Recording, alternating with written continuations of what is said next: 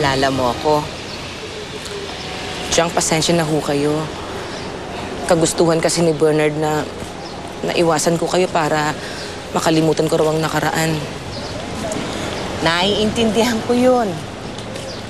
Tsaka, simula naman nung araw pa, alam ko namang walang amor yung asawa mo sa mga mahihirap ng tulad natin eh. Oh, bakit ka ba nakapagkita sa akin? Tiyang, wala akong ibang mapagsabihan eh. Alam niyo namang kayo lang ang pinagkakatiwalaan ko.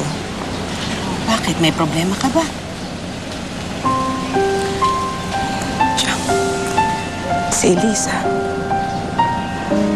Buhay ang anak ko. Ano? Wala akong ibang nakitang pruweba na siya nga ang anak ko, kundi yung litratong ibinigay ko sa kanya nung bata pa siya. At nung sabihin niya na siya ang anak ko. Pero siyang ramdam ko eh. Naramdaman ko nung sinabi niyang siya si Elisa na siya ang anak ko. Pero nakita mo ang bangkay, hindi ba? Pero siyang pwedeng nagkamali noon ng akala si na Bernard.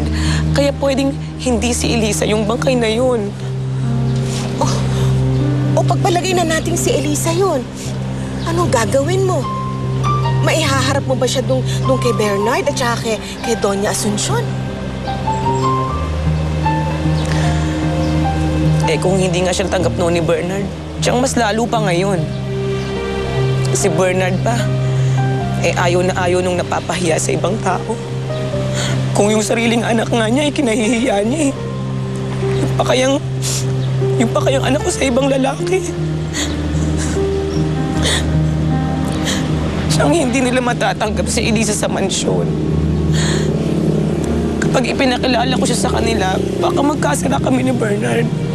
Baka itakwil ako ng mama. Papaano na si Angelica?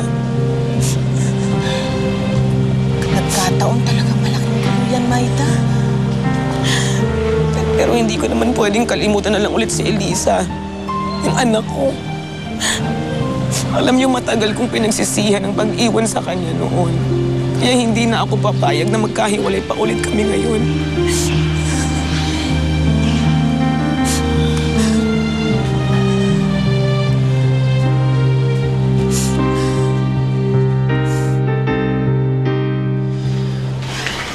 Elisa, ayaw mo ba talagang magpasama sa akin doon?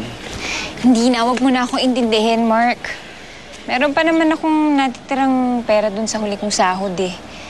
Tsaka, unahin ko munang maghanap ng bahay, tapos saka na lang ako maghahanap ng trabaho kapag nakahanap na ako ng matitirahan ko. Ayoko na talagang bumalik dun sa mansyon eh. Ikaw bahala. Basta kung kailangan mo ng tulong ha, nandito lang ako. Sige. Salamat ah.